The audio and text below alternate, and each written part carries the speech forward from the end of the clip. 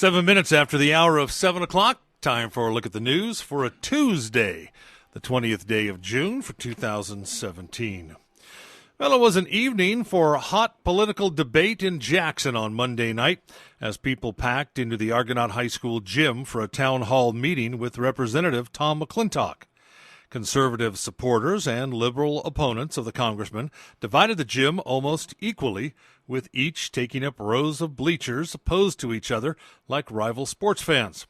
Political signs with various messages also doubled as hand fans in the hot gym. But the most eye-catching protest was a formation of young women dressed as handmaids from the dystopian story A Handmaid's Tale. Now, their matching robes stood as a silent protest for women's and reproductive rights. Apart from some random shouts from the audience, the crowd was generally well-behaved, content to cheer hard for questions and statements that they supported. The congressman took questions from the audience for an hour and a half, with health care dominating the discussion as McClintock took both hostile and supportive questions. He remained adamant throughout the evening in his attacks on the Affordable Care Act and his support of the proposed alternative, the American Health Care Act, which has passed the House of Representatives with the help of his vote. Other topics discussed at last night's town hall meeting included increased logging on both private and public lands, the national debt, and the U.S. Constitution.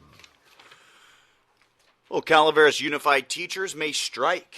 Following a meeting with district officials, the Calaveras Unified Educators Association and Calaveras Unified School District met last Thursday in what teachers say is a final attempt to reach a settlement in ongoing contract negotiations.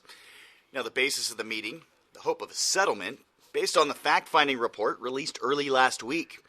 The report consists of the recommendations from a neutral fact finder who was appointed by the State Public Employment Relation Board. CUEA President Lorraine Angel says this was the final step in the negotiation process as defined by the Educational Employment Relation Act. Now, the absence of a settlement means the teachers may legally strike. Despite the neutral fact finder's recommendations for salary improvements, Calaveras Unified School District Superintendent Mark Campbell proposed teacher salaries remain status quo, meaning no pay increase for teachers. Now, another major issue in the contract dispute is over class size, specifically for transitional kindergarten to third grade. CUEA members claim the district has failed and refused to address class size as required by state law and has been accepting monies from the state to reduce the classes, or the class sizes, that is. Angel says the district teachers don't want to strike and want the situation settled, but they will strike for the kids. Well, the Sutter Creek City Council has adopted the city's budget for the year. Meeting last night, the council voted to approve the city's fiscal plan for the 2017-18 fiscal year. The city's general fund is expected to spend a little over $1.5 million in the next year, with a small surplus of around $75,000. The lion's share of the budget, about $900,000, will go to pay for the city's police department. $193,000 will be spent on building and planning services, $158,000 on parks and recreation, and $147,000 on city roads. In a related item, the council approved a new fee schedule for the city, which raises fines and fees for a wide range of city services and violations. For example, a red zone parking violation will now cost $150 instead of $50, and renting out the Cribbs Field baseball diamond will increase in cost from $20 an hour to $25. The council also voted to allow ACES to increase its charge for trash pickup. A 64-gallon container will now cost $23.39 per month, up from $21.36. Well, a Sacramento Superior Court judge has 90 days to issue an order on whether PG&E is liable for damages from the Butte fire. During a motion heard Friday morning in Sacramento County, Judge Alan Sumner heard competing motions from the plaintiffs and defense on whether PG&E can be held liable for property damage sustained during the Butte fire.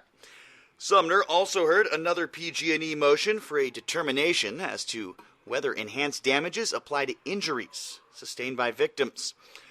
Well, Sumner took the motions under submission and will issue an order within 90 days.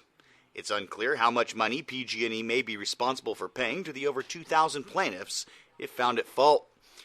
A trial has been set tentatively for August. Total losses were estimated by the California Department of Insurance at more than $300 million. Well, according to a report released by CAL FIRE, the Butte fire started September 9th of 2015 after a gray pine came in contact with a PG&E power line conductor. Investigators blame the failure of the pine on the removal of 2 other trees by PG&E and/or its subcontractors months before. Now, the fire burned more than 70,000 acres, killed 2 people, injured another, and destroyed 921 structures, including 549 homes, 368 outbuildings, and 4 commercial properties.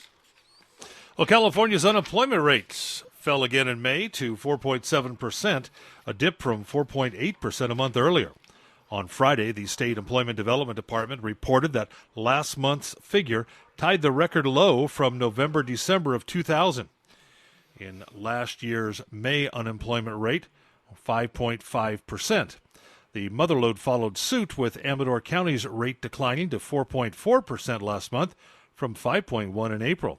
These figures represent 640 unemployed residents in the county.